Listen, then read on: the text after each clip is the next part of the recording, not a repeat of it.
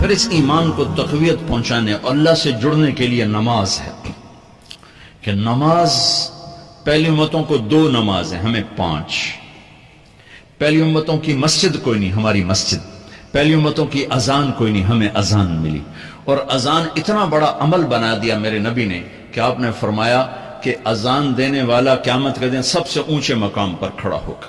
حضرت علی فرمایا کرتے تھے کاش میں اللہ کے نبی سے حسن حسین کے لیے مسجد نبوی کی اذان مانگ لیتا، یہ حضرت علی فرمایا کرتے تھے۔ اور جنگ قادسیہ میں مؤذن زخمی ہو گیا تو اذان دینے کے شوق میں سردار آپس میں الجھ گئے، کہتا میں دوں گا، کہتا میں دوں گا۔ پھر قرہ اندازی ہوئی، جس کا نام نکلا اس نے اذان دی۔ حضرت عمر فرمایا کرتے تھے اگر میں امیر المومنین نہ ہوتا، اگر میں خلیفہ وقت نہ ہوتا تو میں مسجد نبوی کا مؤذن بننا پسند کرتا۔ کسی کو اذان نہیں ملی، ہمیں اذان۔ پہلا مؤذن بلال بنا، پہلے مؤذن اللہ نے بلال کو یہ عزت عطا فرمائی۔ دنیا میں یہ ہے اور آخرت میں یہ ہے کہ میرے نبی نے فرمایا کہ جب جنت میں جانے کا وقت آئے گا نا تو جنت کی میرے لیے سواری لائی جائے گی، میں اس سواری پہ بیٹھوں گا تو اس کی جو وہ رسی ہوگی نا وہ ایسے نیچے گر جائے گی، یہ نیچے گرے گی۔ اس رسی کے یعنی اس کی جو لگام ہوتی ہے نا وہ نیچے گرنے کا مطلب ہے یہ ایسے نیچے گر گئی۔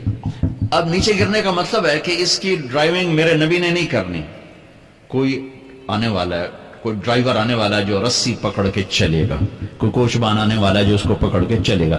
رسی کا گرنا ایک انڈیکیشن ہے کہ کوئی نصیب والا اب آئے گا۔ جب آپ کی سواری کھڑی ہوگی، رسی نیچے ہے تو اب سب کی گردنیں ایسے ہوں گی، کون، سب قیاس کر لے کون۔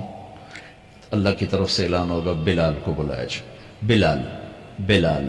تو بلال آپ کی سواری کی لگام پکڑیں گے اور آپ نے فرمایا کہ سب سے پہلے میں جنت میں جاؤں گا اور بلال میرے ساتھ ہوگا، میری سواری کی لگام پکڑے ہو جائے گا۔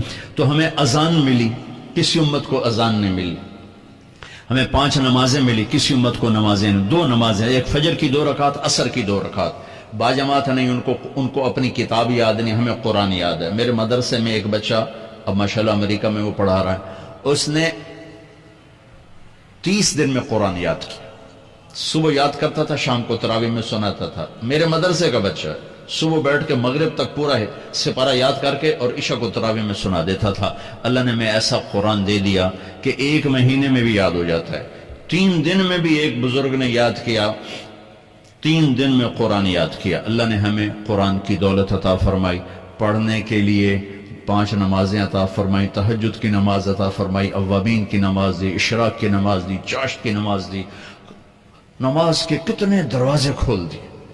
اور میرے نبی کی آخری نصیحت تھی میری امت نماز نہ چھوڑنا، نماز نہ چھوڑنا، نماز نہ چھوڑ۔ اور اس 14 صدی میں کوئی موقع ہے نماز چھوڑنے کا تو وہ میرے نبی کے نواسے کی کربلا کا ہے کہ جب ظلم بھی انتہا پر تھا اور مظلوم بھی اپنی آخری حدوں پر تھا، اور کائنات نے نہ ایسا ظلم دیکھا، نہ ایسے مظلوم دیکھے، نہ ایسی پاکیزہ ہستیاں دیکھی، نہ ایسے درندے دیکھے۔ تو سورج ڈھلا، نماز کا وقت ہوا ہے، تو آپ نے سبحان اللہ، آپ نے زہیر سے فرمایا کہ شمر سے کہو نماز پڑھنے دے، نماز پڑھنی ہے، امت کو پیغام دینا ہے کہ یہ کسی حال میں چھوڑنے کا کام نہیں ہے۔ تو انہوں نے آگے بڑھ کے شمر سے کہا نماز پڑھنے دو، انہوں نے کہا نہیں نماز نہیں پڑھنے دیں گے، ہماری تلوار چلے گی۔ انہوں نے واپس آ کر کہا جی وہ کہہ رہے ہیں ہم جنگ نہیں روکیں گے، تلوار چلے گی۔ تو پھر یہ نہیں فرمایا اچھا چلو ٹھیک سر دیو، فرمایا اچھا آدھے نماز پڑھو آدھے جنگ کرو۔ آدھوں نے نماز پڑھی، آدھوں نے جنگ کی۔ پھر انہوں نے جنگ کی اور پہلوں نے نماز پڑھی، اور عصر سے پہلے سب کے سر کٹ کے نیزوں پہ چڑھ گئے۔ یہ وہ ہستیاں ہیں جن کو میرے نبی نے کہا میری آنکھوں کی ٹھنڈک حسن حسین، میرے جگر کے ٹکڑے، میرے جنت کے پھول، پتہ نہیں کیا کیا تشبیہات دی ہیں میرے نبی نے۔ اب جنت کے نوجوانوں کے سردار حسن اور حسین۔ اور پھر نماز نہیں چھوڑی۔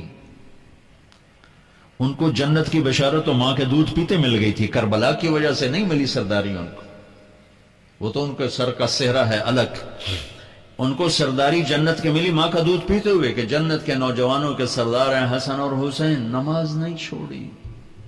میرے عزیزو، نماز نہ چھوڑ۔ اللہ کا شکر ہے، میں آپ بچوں کو دیکھ کے مجھے اپنا کالج کا دور یاد آ رہا ہے۔ ہمارے دور میں ایک نعیم الدین صاحب گورنمنٹ کالج لاہور میں تبلیغ کا کام کرتے تھے، اور وہ اکیلے ہی نماز پڑھتے تھے، کوئی نمازی نہیں ہوتا تھا، اور کسی لڑکے کی داڑھی نہیں تھی، کسی لڑکی سوا سے ایک نعیم الدین کی۔ اب ہر کالج میں جائے داڑھیوں والے بچے نظر آتے ہیں، ٹوپیوں والے بچے نظر آتے ہیں، کوئی لڑکی کے سر پہ دوپٹہ نہیں ہوتا تھا، کوئی ایجوکیشن تھی۔ اب لمز جیسی یونیورسٹی میں بھی لڑکیاں پورے برقعے میں ہوتی ہیں، حجاب میں ہوتی ہیں، نقاب میں ہوتی ہیں۔ جہاں برائی کا گراف اوپر گیا تو نیکی کا بھی اوپر گیا، جہاں برائی کا لیول اگر بڑھا ہے تو نیکی کا لیول بھی بڑا ہے۔ اتنا بڑا میری نسل کا مجمع اللہ کی بات سن رہا ہے، یہ اس دور میں کوئی تصور نہیں کر سکتا تھا۔